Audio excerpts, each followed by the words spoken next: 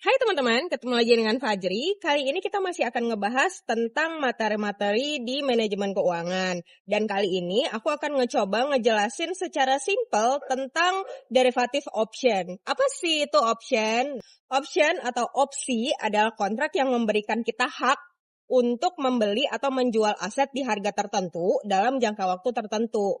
Ada dua jenis opsi nih. Yang pertama call option, yang kedua put option. Bedanya apa, Jeri? Call option ini adalah hak untuk membeli.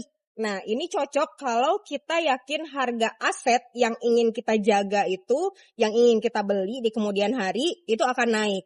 Nah, yang kedua adalah put option. Put option ini kebalikannya. Ini hak untuk menjual.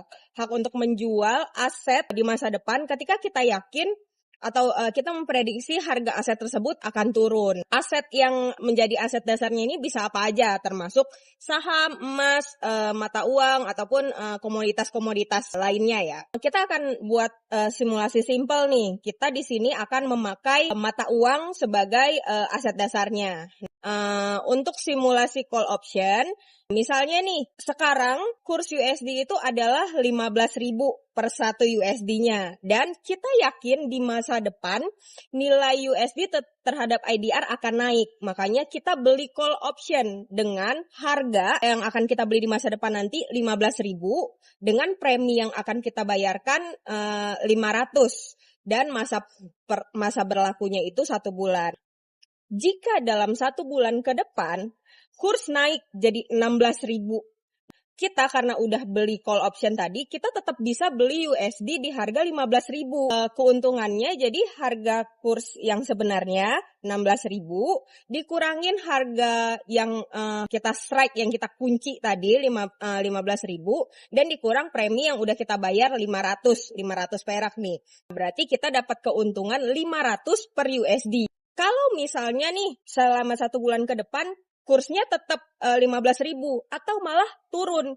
Nah, kita nggak wajib beli si USD ini di 1 bulan ke depan itu. Tapi karena udah bayar premi 500 perak tadi untuk menjaga supaya harganya kita tetap bisa beli 15.000, jadi kita rugi sebesar 500 perak yang udah kita bayarkan tadi sebagai preminya. Jadi ya kita berpeluang ya untung dengan resiko yang dapat kita kendalikan. Nah, terus kalau simulasi put option gimana, Jeri? Simulasi put option itu sama ya, misalnya kurs USD sekarang 15.000 nih.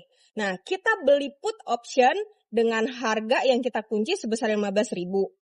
Masa berlakunya 1 bulan dengan premi yang kita bayarkan 400. Nah, kalau misalnya dalam 1 bulan ke depan harga kurs turun nih jadi 14.000, kita tetap bisa jual USD seharga 15.000 karena kita udah beli si put option ini nih. Nah, jadi kita dapat keuntungan harga yang kita jaga, harga yang udah kita strike tadi di awal nih 15.000, dikurangin kurs pasar sebenarnya 14.000, dikurang premi yang udah kita bayar sebesar 400 perak. Berarti kita masih akan dapat keuntungan 600 per USD.